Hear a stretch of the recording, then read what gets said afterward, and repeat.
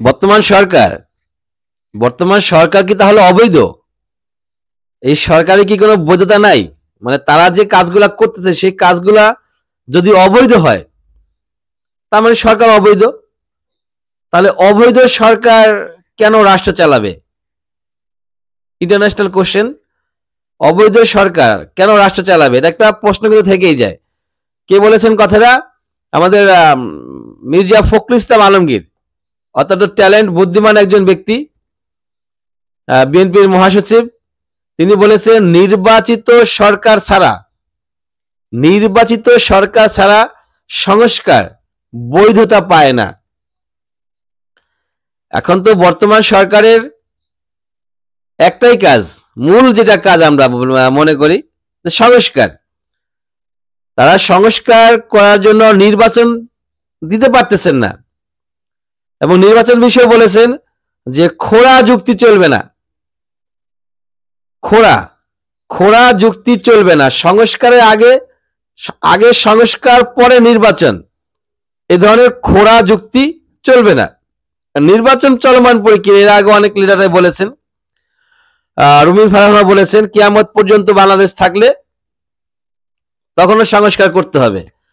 তো সংস্কার একটা চলমান প্রক্রিয়া, সেটা সবাই জানে। তো মেজর যে প্রবলেমগুলো আছে সেগুলোকে সংস্কার করে তারা নির্বাচন দিয়ে দিবে, এরকমটাই আমাদেরকে তারা আশ্বাস দিচ্ছে। এবং কিছু কিছু লেকচার অনুযায়ী বোঝা যাচ্ছে যে এখন পর্যন্ত সংস্কারে কিছুই হয় নাই। তারা সংস্কারের জন্য নির্বাচনী রাজনৈতিক সকল দলের লিডারদেরকে ডাকবে, তাদের সঙ্গে পরামর্শ করবে, কথা বলবে, তারপরে সংস্কার চালু করবে। এই কিছুদিন আগে এরকম একটা বলছিল, তো হয়তোবা সেই কাজ এখন হয়ে গেছে। তো এখন হচ্ছে এখনকার যে কথাটা আমরা বলতেছি, যে বৈধতা পায় না নির্বাচিত সরকার ছাড়া সংস্কার। তারা তো নির্বাচিত সরকার না।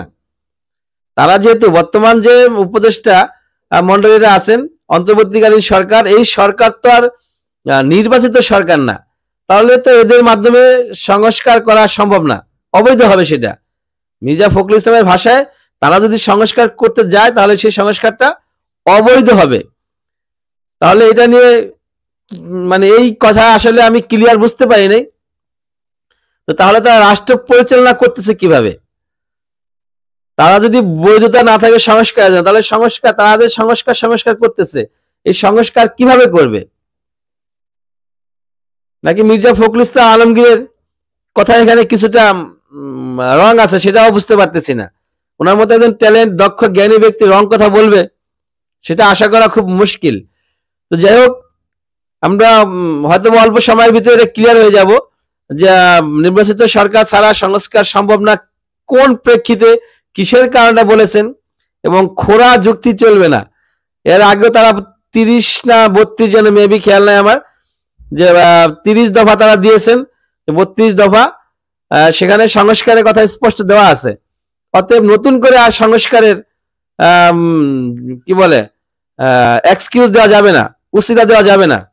এই ধরনের কথাবার্তা বলে রাজপথে এখন মোটামুটি ভালোই সয়লাভ করতেছেন মির্জা আলমগীর সাহেব। তা আরো আবার দেখলাম মাঝে মধ্যে কিছু উল্টাপাল্টা বলে ফেলেন, যে কোরআন শরীফ নিয়ে কিছু কথা বলেছেন, যে রাজনীতির সাথে সম্পর্ক নাই। এরকম আমরা আশা করব না। আমরা জ্ঞানী ব্যক্তিদের কাছ থেকে ভালো ভালো কথা আশা করব। রাষ্ট্রের মঙ্গল হয়, জনগণের মঙ্গল হয়, আমরা কিছু শিখতে পারি, আমরা জ্ঞান অর্জন করতে পারি, রাষ্ট্রের জন্য আমরা কিছু করতে পারি, সে ধরনের কথা আমরা জ্ঞানী ব্যক্তিদের কাছ থেকে আশা করব। সব ভালো থাকবেন। আসসালামু আলাইকুম ওয়া রাহমাতুল্লাহ।